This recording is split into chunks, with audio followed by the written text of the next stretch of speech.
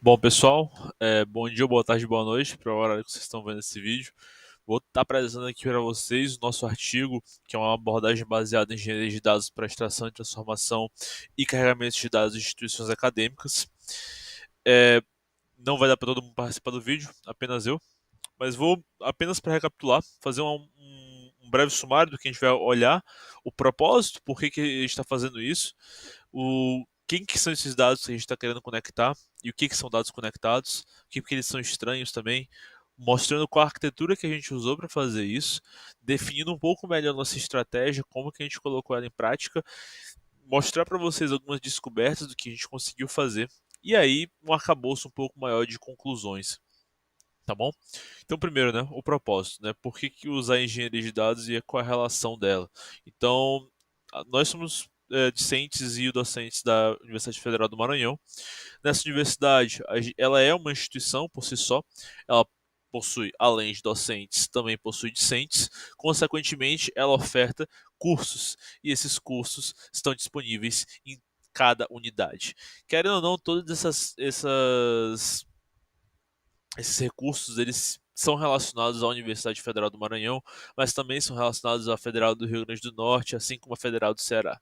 E ainda mais, essas mesmas coleções de recursos, elas também são iguais para os institutos federais de ciência e tecnologia do país. Logo, e se a gente conseguisse unificar isso tudo, né? Conseguisse pegar essa informação e tirar a informação importante de todas elas? Isso é algo que já foi feito.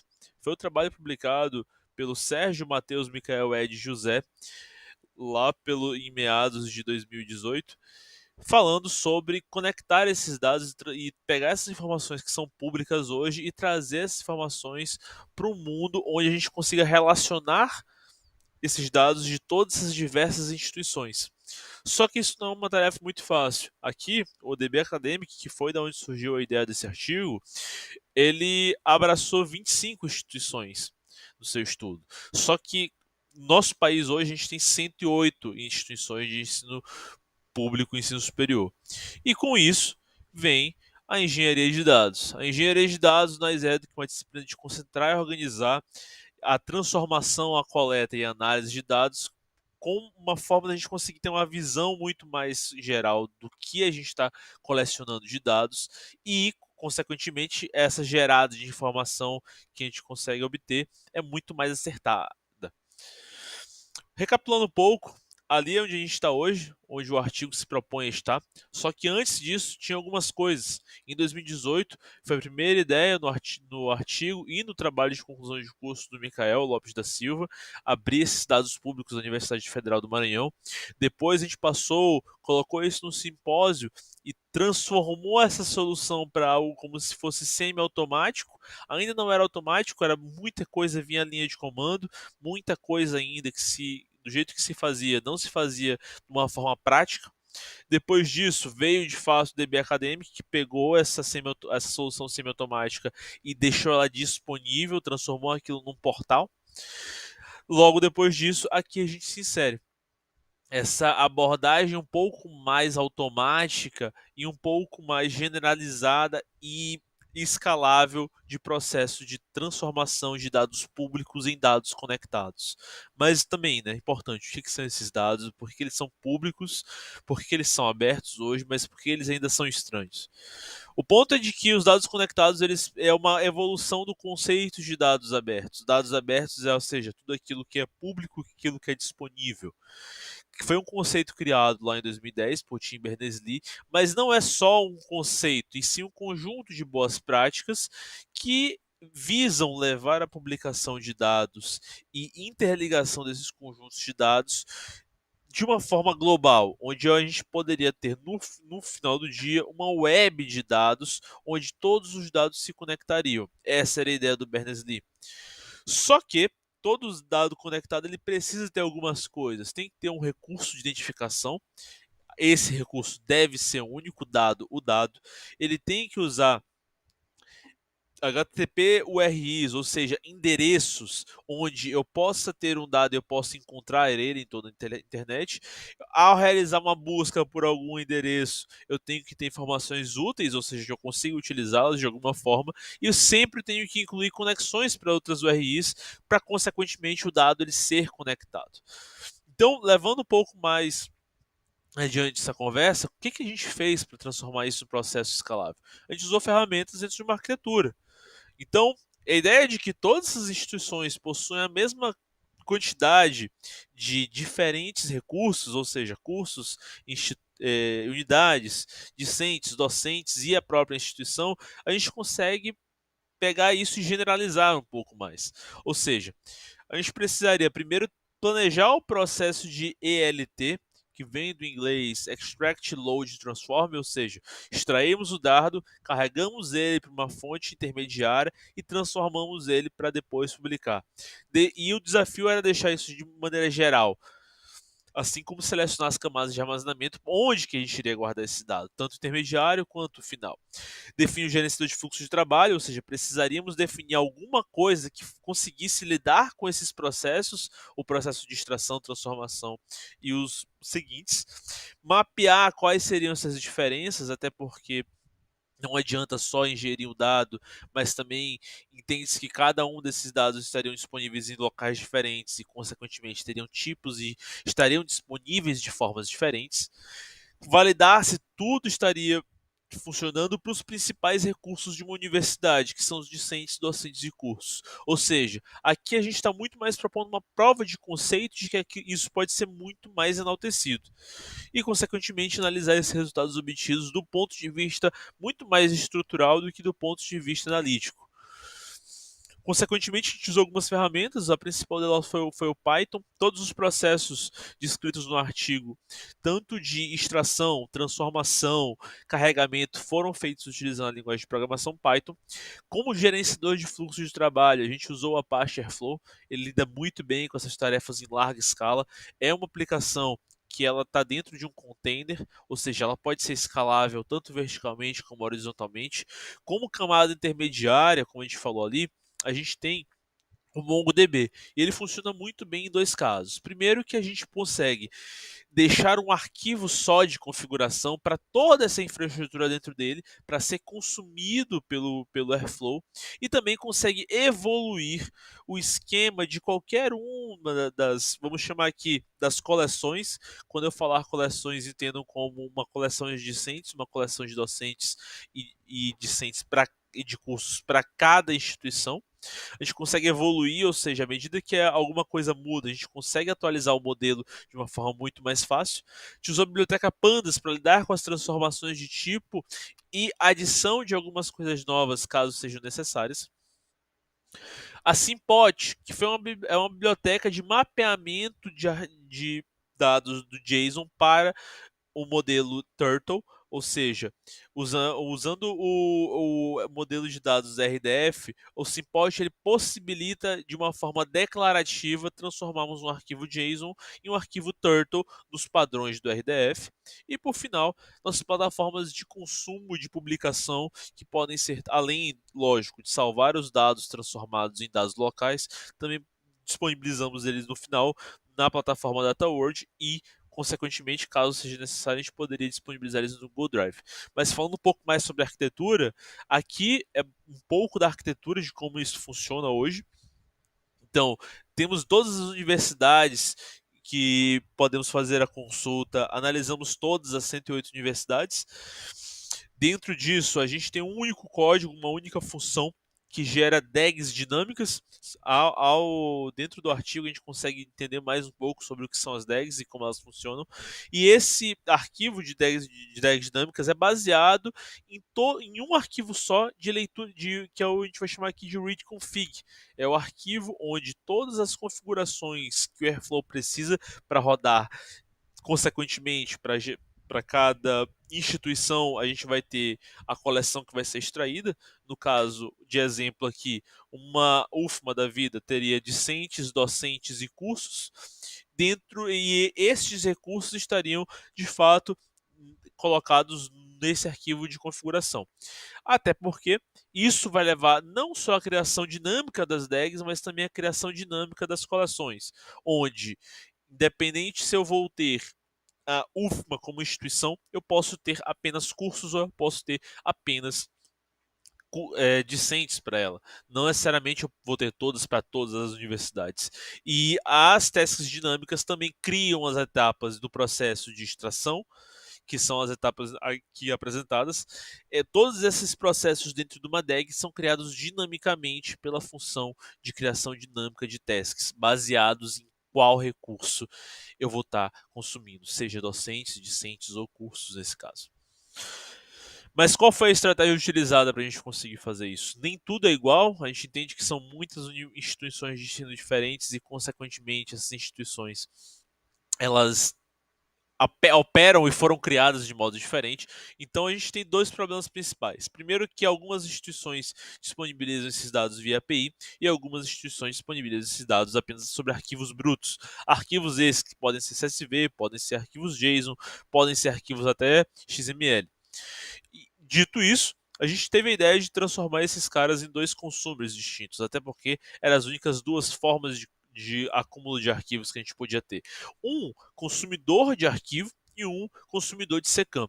O SECAM ele também está explicado um pouco sobre o artigo, é uma plataforma de publicação de dados utilizado por diversas universidades do Brasil. E aqui a gente criou duas classes principais, que é a File e a SECAM. A File consegue lidar com qualquer tipo de arquivo e a SECAM consegue lidar com interações em diversos requests de páginas de uma API para trazer os dados de volta.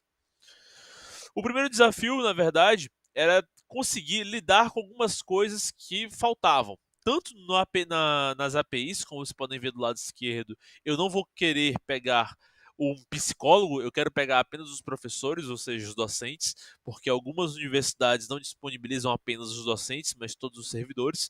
E, do outro lado, eu tenho um arquivo que não tem nenhum ID, não tem nenhuma identificação de qual é aquela linha e de qual é o ID daquele curso. A gente precisava lidar com isso para conseguir gerar as triplas RDF de forma funcional. E aqui a gente começou a elaborar um pouco mais o cenário. Esse aqui é dentro esse código está dentro do arquivo de read config, ou seja, aqui eu tenho tanto informando qual é a universidade e o que aquela universidade me oferece.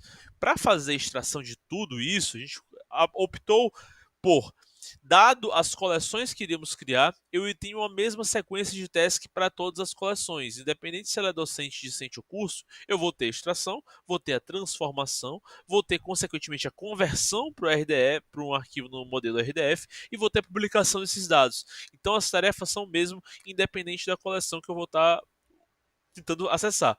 Dado isso, para os arquivos que utilizam o SECAM, para as instituições que utilizam o SECAM Consumer, eu posso ter apenas um identificador de recurso, e para os arquivos que utilizam File Consumer, eu falo em qual lugar o seu arquivo está localizado dentro da URL principal e falo o que mais eu preciso. Então ali, no caso da UFF, eu consigo definir que eu só quero o cargo que contenha professor, prof, no início da frase. E assim eu não preciso mais lidar com os diversos cargos de outros servidores na instituição. E o segundo também era algo interessante. Em alguns lugares estava nome aluno, em outros lugares estava nome, mesma coisa para curso, e todas as outras propriedades e rótulos de cada coleção estavam diferentes dependendo da universidade. Isso tinha que ser padronizado. Como a gente pôde fazer isso? Generalizando. Então, para todas as instituições, a gente acabou pegando tudo que entrava como nome de coluna, transformando isso em minúsculo, tirando os espaços e transformando eles em underscore, tirando os acentos, as pontuações especiais e transformando as mesmas também em underscore. Com isso, a gente conseguiu diminuir muito a quantidade. Mas, querendo ou não, não é uma tarefa fácil, levando em consideração que são 108 instituições que precisam ser catalogadas. A melhor forma de fazer isso foi, como eu falei anteriormente, fazendo a generalização da criação das coisas, tanto da DAG quanto das tasks. Aqui é um pequeno trecho de código onde a gente faz, de fato, a criação das DAGs de forma dinâmica, assim como as tasks. Se vocês virem esse código, pode parecer não entender muita coisa, o repositório também está disponível no artigo, mas imaginem essa quantidade de código para 108 instituições. A gente teria 108 grupos de código, sendo que nesse caso aqui eu só tenho um código que eu posso reutilizar ele para todas as instituições e criar os processos de ETL para todos esses. O que a gente conseguiu descobrir nesse processo todo? Primeiro que não são todas as instituições que disponibilizam atualizações desses dados. Ou seja, eu tenho várias instituições que colocam esses dados de formato muito quebrado. Um exemplo da Universidade Federal de Minas Gerais que não disponibiliza os dados todos juntos, nem atualiza-os. Então, no caso da UFMG, eu tenho dados separados por parte, então discentes parte 1, parte 2, parte 3, e isso para cada semestre ou para cada ano. Isso se torna uma tarefa muito complicada, até porque esse recurso, como ele não está em um arquivo único, ele acaba sendo fragmentado em toda a base, tornando muito mais complexa a utilização dele. E nossa principal ideia era que a gente conseguiria disponibilizar esses resultados e a gente realmente conseguiu. Aqui um pouco dos resultados que a gente encontrou de forma em resultados arquiteturais mesmo. Das 108 instituições analisadas, elas manteram um padrão de um terço para cada uma. Foi bem interessante esse resultado. Um terço das 108 instituições não possui um portal de dados abertos, um terço utiliza o Sican Consumer e um terço utiliza o File Consumer. Então isso ficou interessante de analisar. Como quantitativo, a gente conseguiu trazer 68 instituições no total, considerando universidades e institutos federais, e em questão de coleções, ou seja, quanto que a gente conseguiu no total, a gente conseguiu 48 48 conjuntos de cursos distintos, ou seja, 48 cursos juntando daqueles 68, 48 apresentaram cursos, daqueles 68, 22 apresentaram discentes, daqueles 68, 49 apresentavam docentes. No total, a gente conseguiu 119 coleções de dados distintos, consequentemente gerando um total de 552 mil triplas distintas, ou seja, recursos únicos que estavam disponíveis e transformamos eles em dados conectados. Atualizações disponíveis é algo muito interessante também, porque a gente não consegue tratar o dado ao longo do tempo, ou seja, para muitos recursos a gente só tinha data atual ou uma data futura. A gente não teria um único recurso onde ele poderia ser atualizável. Por exemplo, se eu tenho hoje uma coleção de docentes da UFMA que representa o período do 2023.1, eu não consigo atualizar esse recurso, até porque na próxima vez que a UFMA for lá e colocar esse recurso, eu vou ter um novo recurso e, consequentemente, eu vou ter uma nova URL.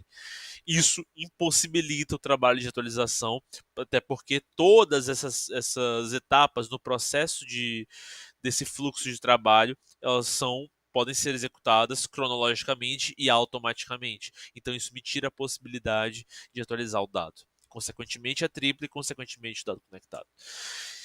Isso aqui é um pouco do exemplo que eu estava passando, ou seja, eu tenho várias situações onde eu não tenho o mesmo dado, não tenho dado unificado, e um pouco também que a gente poderia entender um pouco mais sobre onde que está essa distribuição, tanto de docentes quanto de discentes de curso. A gente consegue fazer muita análise legal em cima disso.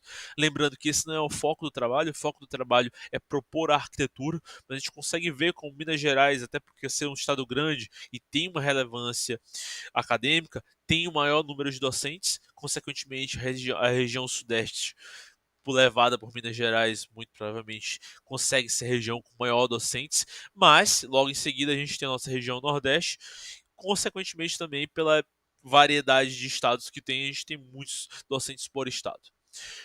No final de tudo, o que a gente conseguiu tirar de conclusão do projeto como um todo? A coleta de dados, a gente entende que muita instituição ainda não tem um portal de dados abertos e, consequentemente, não consegue trazer esse dado disponível, e a gente não consegue conectar esse dado com ninguém. Das que possuem, como a gente acabou de ver, muitos não atualizam seus recursos, e isso pode estar ligado a diversos fatores, até porque muito o portal de dados abertos é baseado no plano de dados abertos de cada universidade, e talvez não foi uma pessoa técnica que elaborou o plano de dados abertos, e talvez não tenha, consequentemente, não tenha pensado sobre isso. E, por consequência, como não tem padrão nenhum, a gente não consegue disponibilizar os recursos de maneira correta. sobre a infraestrutura como um todo, a gente consegue escalar ela, isso é muito bom, até porque ela pode rodar praticamente em qualquer lugar, dependendo de quão escalável esse recurso que vai estar disponível para ela utilizar for gerado. Ainda existem muitos processos, muitas melhorias no processo de gestão de transformação. A gente pode lidar com os diversos recursos para uma mesma coleção, ou seja, eu posso conseguir de alguma forma pegar todos os recursos separados de uma universidade e agregar eles em um só e fazer essa atualização sempre agregando todos os recursos. A gente pode também atualizar as bases conforme o portal for atualizado. Existem muitas alternativas para isso e a gente tem que garantir, claro, que os resultados não ultrapassem valores irreais. Entre eles, um dos problemas principais era que algumas universidades tinham números extrapolantes de docentes, por exemplo. De resultados como um todo, a gente não consegue entender que não está de acordo com a realidade, até porque os dados não passaram por um processo de validação de qualidade. Muitas universidades grandes não têm portais disponíveis, entre elas a UFMG, a UFSC, a UNB. Consequentemente, as maiores do Brasil, vale salientar que elas são universidades estaduais e não federais, como é a USP, a Unicamp e a UERJ. E, consequentemente, depois de colocar todos esses processos dentro de um trabalho, a gente consegue aumentar muito mais o tamanho e a abrangência do DB Academic para outras instituições. Muito obrigado.